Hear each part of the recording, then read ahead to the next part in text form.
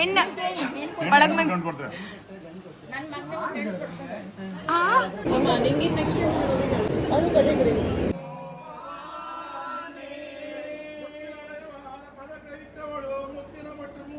ಹುಡುಗಿ ಮನೆಗೆ ಹೋಗಿ ಮುಹೂರ್ತ ಶೇಷೆ ಅಕ್ಷತೆ ತಗೊಂಡು ಬಂದು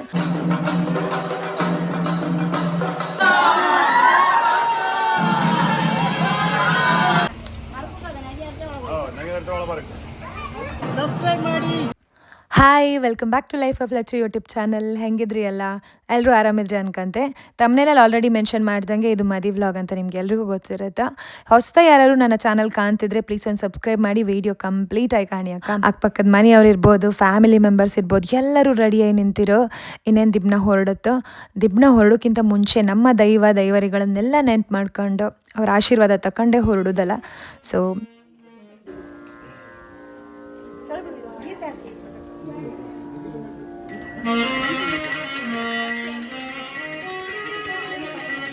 ಮದುವೆ ಡೇಟ್ ಹತ್ರ ಬರ್ತಿದ್ದಂಗೆ ಮನೆಗೆ ಇಷ್ಟು ಎಕ್ಸೈಟ್ಮೆಂಟ್ ಅಲ್ಲ. ಯಾರು ಅನ್ಕೊಂಡ್ರು ಪ್ರಿಪರೇಷನ್ಸಲ್ಲಿ ಬ್ಯುಸಿ ಇರುತ್ತೆ ನಾವಂತ್ರ.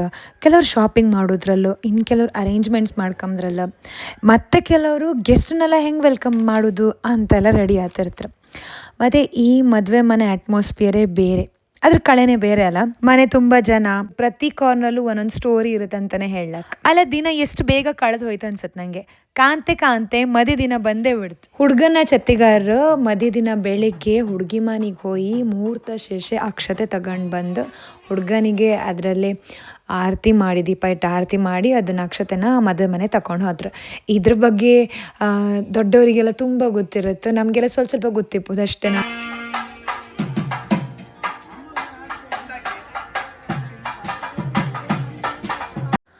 ನಂಗೆ ಗೊತ್ತಿದ್ದಿತ್ತು ರೆಸ್ಟೋರೆಂಟ್ ಸಾರಿ ಯಾರು ಹೈಕೊಂಡು ಬರ್ತಾರಂದೇಳಿ ಹೇಳಿ ಕಡಿಕೊಂಬತ್ತಿ ನನ್ನೂ ಸೇರಿ ಒಂದು 4-5 ಜನ ರೆಸ್ಟೋರೆಂಟ್ಸ್ ಆಯಿತಾ.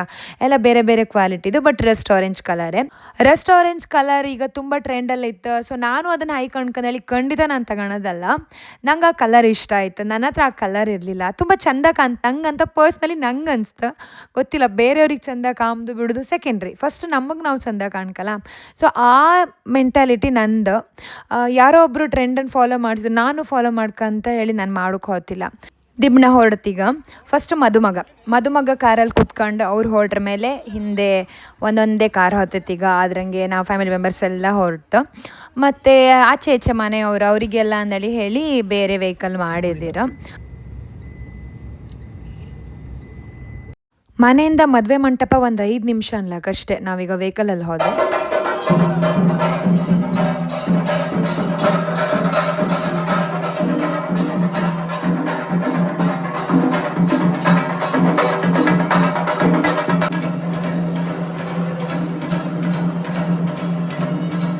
ಹುಡುಗನ ಮನೆಯವರು ಹುಡುಗಿ ಮನೆಯವರು ಇಬ್ಬರು ಎದುರು ಬದ್ರು ನಿಂತು ಶಾಸ್ತ್ರ ಸಂಪ್ರದಾಯಗಳೆಲ್ಲ ಆತಿತ್ತೀಗ. ಈ ಮದುವೆಗೆ ಮಾಡೋ ಶಾಸ್ತ್ರ ಸಂಪ್ರದಾಯಗಳು ಒಂದು ಕಡೆಯಿಂದ ಇನ್ನೊಂದು ಕಡೆಗೆ ತುಂಬ ಬೇರೆ ಬೇರೆ ಇರುತ್ತಲ್ಲ.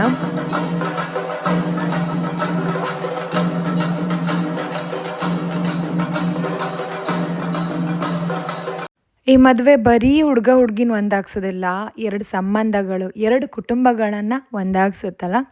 ಸೊ ಆ ಕ್ಷಣಗಳು ತುಂಬ ಚಂದ. ಎಲ್ಲರ ಫೇಸಂಗೂ ಎಕ್ಸೈಟ್ಮೆಂಟು, ಗಂಡು ಹೆಣ್ಣು 2 ಕಡೆ ತುಂಬ ಖುಷಿ. ನನಗೆ ಪರ್ಸ್ನಲ್ಲಾಗಿ ಫ್ಯಾಮಿಲಿ ಫಂಕ್ಷನ್ ಅಂದರೆ ತುಂಬಾ ಇಷ್ಟ. ಅದನ್ನೆಲ್ಲ ಮಿಸ್ ಮಾಡ್ಕೊಂಬ ಹೋಗ್ತಿಲ್ಲ. ಆದಷ್ಟು ಅಟೆಂಡ್ ಮಾಡೋ ಟ್ರೈ ಮಾಡ್ತೆ, ಯಾಕಂದರೆ ಆ ಮೂಮೆಂಟು ಮತ್ತೆ ಕ್ರಿಯೇಟ್ ಮಾಡೋ ಸಾಧ್ಯವೇ ಇಲ್ಲ. ನಂಗೆ ಅನಿಸೋದು ಲೈಫಂಗೆ ಬಿಗ್ಗೆಸ್ಟ್ ವೆಲ್ತ್ ಅಂದರೆ ಅದು ರಿಲೇಷನ್ಶಿಪ್ಸ್.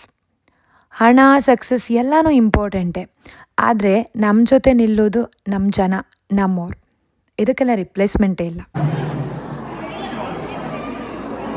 ಈಗ ಹುಡುಗನ ಮನೆಯವರು ಹುಡುಗಿಗೆ ಸಾರಿ ಕೊಡ್ತಾಯಿದ್ರು, ದಾರಿ ಸೇರಿ. ಇದನ್ನು ಹುಡುಗಿ ಉಟ್ಕೊಂಡು ಬಂದು ಆಮೇಲೆ ದಾರೆ ಬಳೆ ಅಂತ ಇಡ್ತಾರಲ್ಲ, ನಿಮ್ಗೆ ಗೊತ್ತಿರುತ್ತೆ ಇದೆಲ್ಲನೂ ಸಾಮಾನ್ಯವಾಗಿ ಈ ಕಡೆಯವರಿಗೆಲ್ಲ.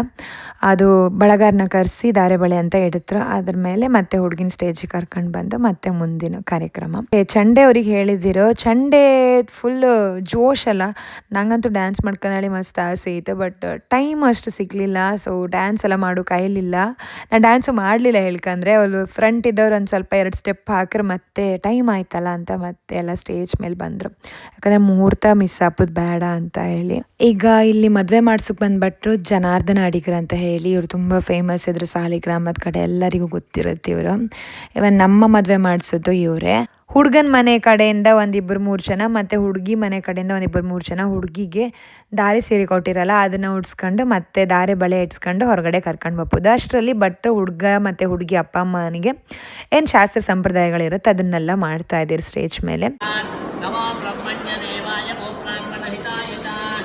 ಹೆಣ್ಣೆತ್ತವರಿಗೆ ಒಂದು ಕಡೆ ಖುಷಿ, ಒಂದು ಕಡೆ ಬೇಜಾರು, ಮಿಕ್ಸ್ಡ್ ಇಮೋಷನ್ಸ್ ಇರುತ್ತಲ್ಲ. ಮದುಮಗಳ ಕೈ ನಾನೀಗ ಹಿಡ್ಕೊಂಡು ಬರ್ತಿದ್ದೆ, ಅದಕ್ಕೆ ಯಾರೋ ಗಮ್ಮತ್ತು ಮಾಡ್ತಿದ್ರು, ನೀನಲ್ಲೆಲ್ಲ ಛತ್ತಿಗಾರರು, ನೀನು ಯಾಕೆ ಕೈ ಹಿಡ್ಕೊಂಡು ಬಂದೆ ಅಂದ್ಕೊಂಡು.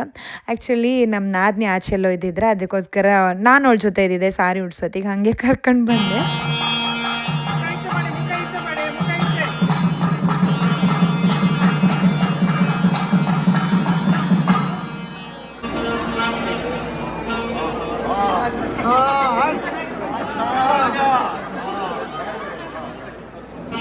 ಈ ಶಾಸ್ತ್ರ ಸಂಪ್ರದಾಯಗಳೆಲ್ಲ ಒಂದು ಬದಂಗಾದರೆ ಮಂಟಪದಲ್ಲಿ ಮದುಮಗಳಿಗೆ ತುಂಬ ಇಮೋಷನ್ಸ್ ಮಿಕ್ಸ್ ಆಗಿರ್ಬೋದು.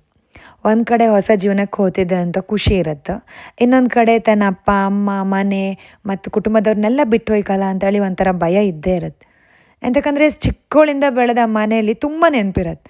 ಆ ಎಲ್ಲ ಮೆಮೊರೀಸ್ನ ನೆನೆಸ್ಕೊಂಡಾಗ ಅವಳು ಇಮೋಷ್ನಲ್ ಆಗೋದು ಸಹಜ ಅಲ್ಲ.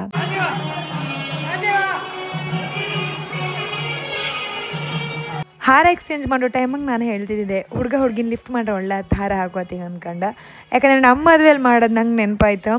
ನನಗಂತೂ ಐಡಿಯಾನೇ ಇರಲಿಲ್ಲ ಇದ್ದಿದ್ದು. ನನ್ನ ಹಿಂದೆ ಒಬ್ಬರು ನಿಂತಿದ್ದೀರ ಲಿಫ್ಟ್ ಮಾಡೋಕ್ಕೆ, ಮತ್ತು ರಾಜ್ ಹಿಂದೆನೂ 1-2-3 ಜನ ನಿಂತಿದ್ದೀರಿ. ನಂಗೆ ಗೊತ್ತೇ ಇಲ್ಲ ಆಯಿತಾ. ಅದೆಲ್ಲ ಒಂಥರ ಅನ್ಎಕ್ಸ್ಪೆಕ್ಟೆಡ್ ಬಟ್ ತುಂಬಾ ಚೆಂದ ಆಯ್ತು. ಹಾಗೆ ನೆನಪಾಯ್ತಾ, ಅದಕ್ಕೆ ನಾನು ಹೇಳಿದೆ.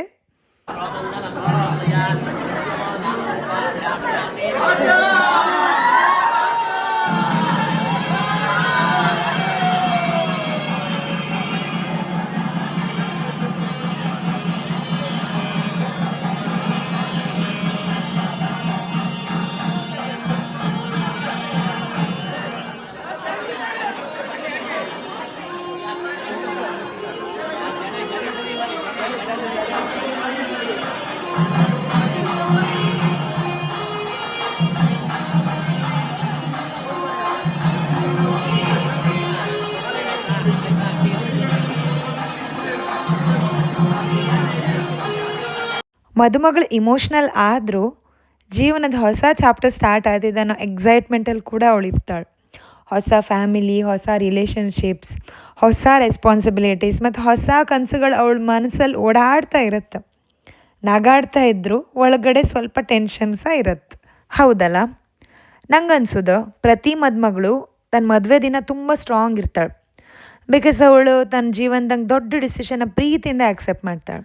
ದಾರೆ ಎರೆಯೋದು ಒಂದು ಪುಣ್ಯದ ಕೆಲಸ ಅಂತಾರೆ, ಅದು ಎಲ್ರಿಗೂ ಸಿಗೋದಿಲ್ಲ. ಹೆಣ್ಣು ಹೆತ್ರ ಕೂಡಲೇ ದಾರೆ ಎರೆದು ಕೊಡ್ತಾರಂತಾನೆ ಅಲ್ಲ, ಅದಕ್ಕೂ ಯೋಗ ಭಾಗ್ಯ ಬೇಕಂತ ಹೇಳೋದ್ಕೊಂಡಿದ್ದೆ ನಾನು. ಆ್ಯಂಡ್ ಇದೆಲ್ಲ ಆಪತ್ತಿಗೆ ನಾನು ನೋಟಿಸ್ ಮಾಡೋದಂತ ಹೇಳಿದ್ರೆ ಮದುಮಗಳ ಮುಖದಂಗೆ ಸಂತೋಷ ಜೊತೆಗೆ ಸ್ವಲ್ಪ ಇಮೋಷ್ನಲ್ ಫೀಲಿಂಗ್ ಕೂಡ ನಂಗೆ ಕಾಣಿಸ್ತು. ಹಾಗಿದ್ರೆ ಚಂದ ಅಲ್ಲ?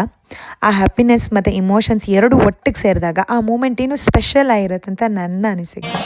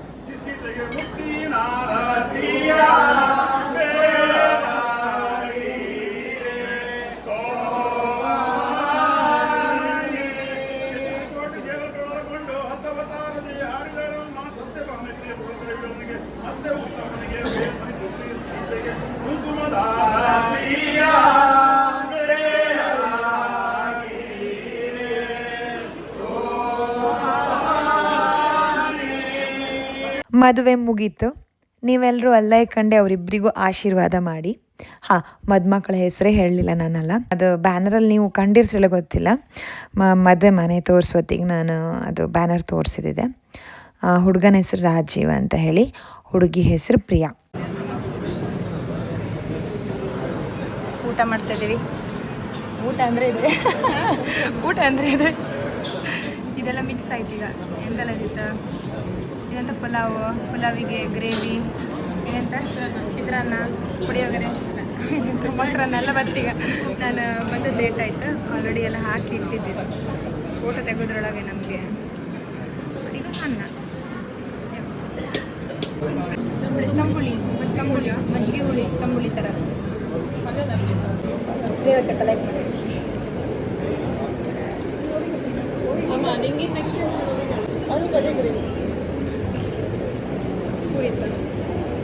ದಾಲ್ ಲೇಟ್ ಕಂಡು ಹೆದರ್ಕೊಂಬೇಡಿ, ಕಚ ಪಚ ಆಯ್ತು. ಅಡುಗೆ ಭಾರಿ ಒಳ್ಳೆ ಆಯ್ತು. ನಂಗೆ ಮಾತ್ರ ಜಾಸ್ತಿ ಊಟ ಮಾಡೋಕ್ಕಾಗಿಲ್ಲ. ಎಂತಕ್ಕಂದರೆ ಶಿವಾಂಶ್ ರಾಹಿತ್ಯಂಗೆ ನಾನು ಮೊದಲೇ ಊಟ ಮಾಡಿಸಿದ್ದೆ ಸ್ವಲ್ಪ. ಅವ್ರು ಪೂರ ಊಟ ಮಾಡಿರಲಿಲ್ಲ, ಅದು ಬಿಟ್ರಲ್ಲ ಅಂತ ನಾನು ಸ್ವಲ್ಪ ಅದ್ರಲ್ಲಿ ತಿಂದೆ. ಹಂಗಲ್ಲ ಅರ್ಧ ತಿಂದೋದಕ್ಕೋಸ್ಕರ ಇಲ್ಲಿ ಸರಿ ಮಾಡಿ ಸೇರಲಿಲ್ಲ. ಐಸ್ ಕ್ರೀಮ್ ಅದ್ರಲ್ಲಿ ನಾನು ತಿನ್ನಲೇ ಇಲ್ಲ. ಹಂಗೆ ಒಂದೇ ಸಲ ಈಗ ಒಂಚೂರು ಅರ್ಧ ಊಟ ಮಾಡಿ ಕಡೆಗೆ ಒಂದು 10 ನಿಮಿಷ ಬಿಟ್ಟು ಪುನಃ ಊಟ ಮಾಡ್ತೀನಿ ಅಂದರೆ ಅದು ಸೇರೋದಿಲ್ಲ. ಈಗ ಆಯಿತು, ಫಂಕ್ಷನ್ ಎಲ್ಲ ಮುಗೀತು. ಈಗ ಎಲ್ಲ ಕೂತ್ಕೊ ಮಾತಾಡ್ತಿತ್ತು. ಈಗ ಹುಡುಗನ ಮನೆಗೆ ಕರ್ಕೊಂಡು ಹೋಯ್ಕಲ್ಲ, ಸೊ ಅದೆಲ್ಲ ಹೇಳ್ತ್ರಪ್ಪ. ನಮ್ಮ ಹುಡುಗಿನ ನಾವು ಇಷ್ಟು ಲೈಕ್ ಮಾಡಿ ಕಣ್ಕಣಿತ್ತು, ನೀವು ಹಾಗೆ ಒಳ್ಳೆ ರೀತಿಯಂಗೆ ಕಣ್ಕಣಿ ಅಂತೇಳಿ ಎಲ್ಲ ಹೇಳಿ ಕಳಿಸಿ ಕೊಡೋದು ನಮ್ಮಿದ್ರಲ್ಲ. ಸೊ ಅದೇ ಮಾಡ್ತಿದ್ರೀಗ.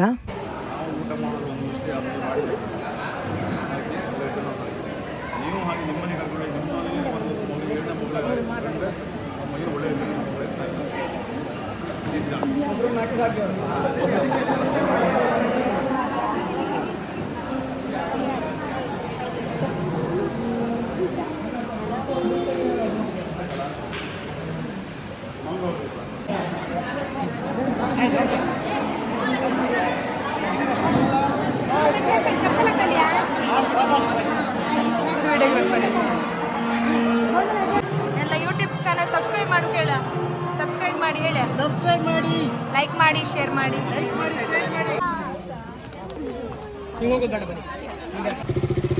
ಕೊಂಚ ಮಾತ್ರ ಇಲ್ಲ.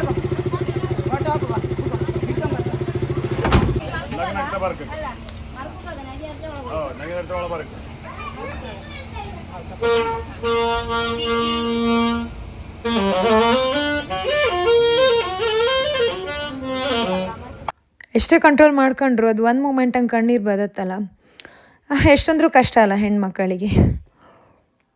ಇವತ್ತು ಮನೆಗಿತ್ತಲ್ಲ, ಎಷ್ಟು ಜನ ಸಿಕ್ಕಿರೋ, ಎಷ್ಟು ಮಾತಾಡಿತಂದೇಳಿ ಇಲ್ಲ. ಮದುವೆಲ್ಲ ಆದಮೇಲೆ ಸುಮಾರು ಟೈಮ್ ಇದ್ದಿತ್ತು, ತುಂಬ ಕೂತ್ಕೊಂಡು ಮಾತಾಡೋದು ನಾವು.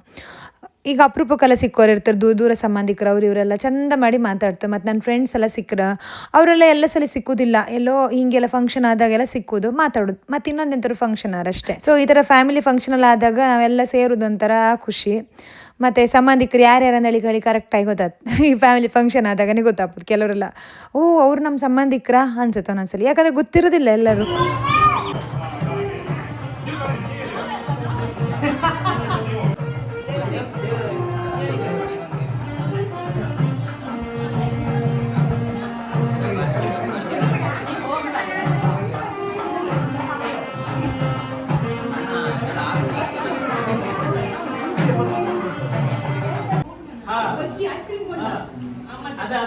ಆಯ್ತಾ?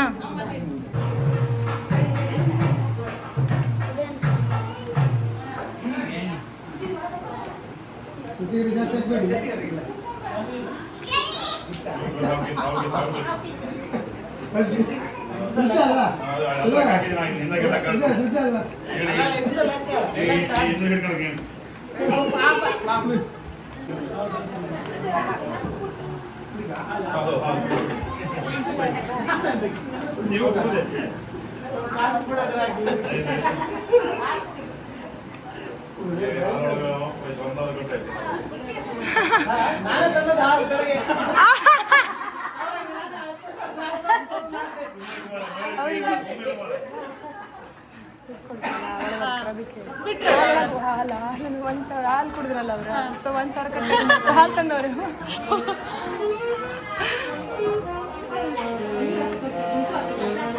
ತಕೊಂಡ್ಲಲ್ಲ ಕೇಳಲ್ಲ ದುಡ್ಡು ಉದಯಣ್ಣ ದುಡ್ಡು ಕೇಳಿಲ್ಲ ಆಯಿಲ್ಲ ಇನ್ನು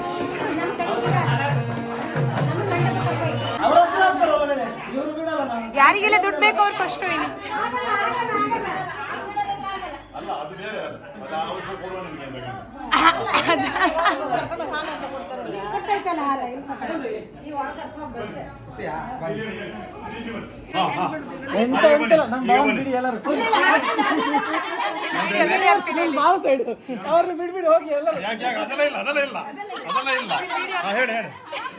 ನೀವು ಹೆಣ್ಣು ಕೊಡ್ತೀರಾ ಗಂಡು ಕೊಡ್ತೀರಾ ಕೇಳ್ಬೇಕು ಅವ್ರು ಬರುವಾಗ ಬನ್ನಿ ನೀವು ಬನ್ನಿ ಗಂಡು ಕೊಡ್ತೀರಾ ನಮ್ಮ ಮಗನಿಗೆ ಏನ್ ಕೊಡ್ತಾನೆ